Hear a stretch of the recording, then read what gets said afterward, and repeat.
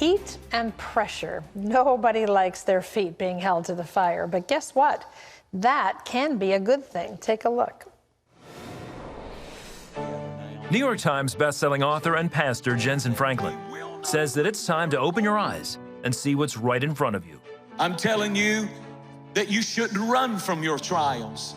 You shouldn't run from them, for in them you will learn more. You will become more. You will do more. Stay right there where you're under heat and you're under pressure, because only then can diamonds be born. In his new book, Acres of Diamonds, Pastor Franklin shares how to dig deep, uncovering your hidden potential, and discovering God's best right where you are. Jentezen Franklin is here with us now, and we welcome you back to the 700 Club. Thank you. I love Acres of Diamonds because whether we like it or not, the pressure, the tension, the heat is coming to all of us. Yes. So start, if you will, by telling us the story of Russell Conwell. Yeah, he was an amazing man. He went to the Middle East to tour the Middle East in the 1800s, and he had an Arab guide who told stories by the fire at night.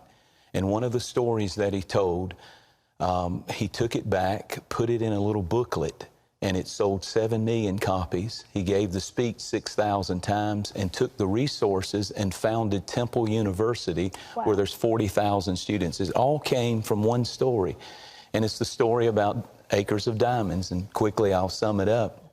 But what happened was there was a farmer by the name of Ali Hafed, true story, in South Africa, and he had a farm, and he worked and he worked and he worked. And one day a stranger came through and said, "It's a shame you have to work so hard. If you just go to India, they're discovering diamonds and you can become fabulously rich."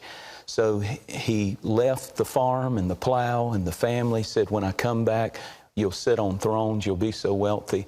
He never found the diamonds, but the man who bought the farm took the same plow, took the same fields, took the same ox, and he began to dig up these black rocks, and sure enough, they were diamonds in the rough. It became the world's largest diamond find to this day, the famous Golconda diamond mines, where the Queen of England gets the diamonds for her crown. They came from that diamond field.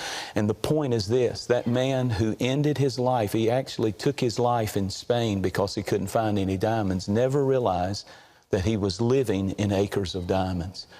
And I think a lot of people are always looking out there for where the grass is greener. If I had that marriage, if I had that husband or that wife or that job or that opportunity, I could really have a happy life. And they fail to realize that right where God has them, there's acres of diamonds. But it does include heat and pressure.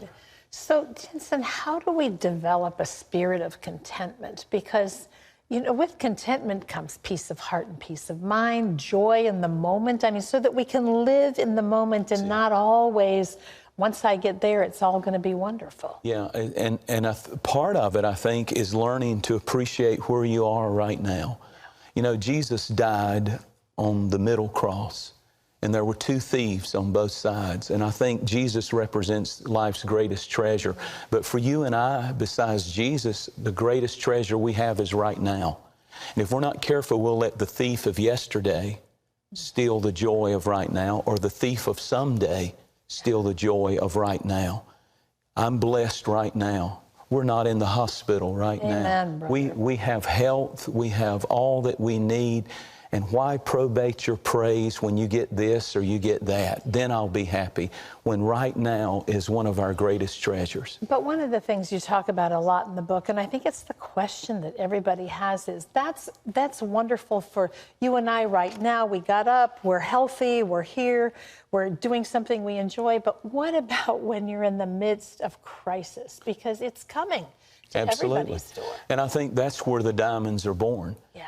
You cannot have a diamond. All a diamond is carbon deep in the earth, and the thing that makes it a diamond is the atoms bond when intense heat and pressure come. So it takes the trials, it takes the loneliness, it takes the pain, it takes the suffering to bring the diamonds. And I know in the ministry that God gave us, you know, if I had walked away, there were times when it was so much easier. And I had an invitation one time to leave my church and go to a church that was a mega church that the pastor was ready to retire. And I was in that struggle season. We were just a few hundred people, and I wanted to leave. You know, we were having all kinds of pressure. Yeah, the pressure, the heat of building a ministry versus there's a building, it's ready, it's paid for, go get it.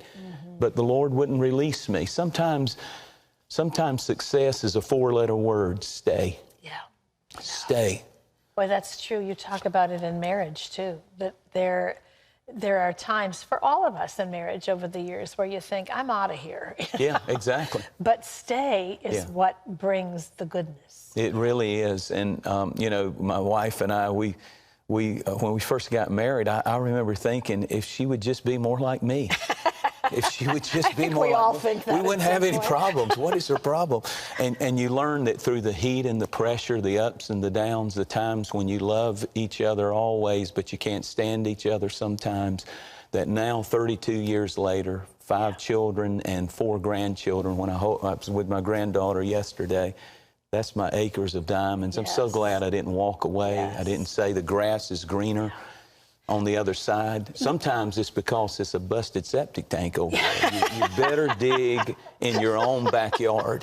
Yes. Dig in your own yard. And, you know, the easy way is hardly ever God's way. You talk about Joseph in the book, and one of the things that always strikes me about his story, I just think is such an amazing story of someone who endured through unfair things happening over and over again, and you never hear it said that he ever complained about anything. True.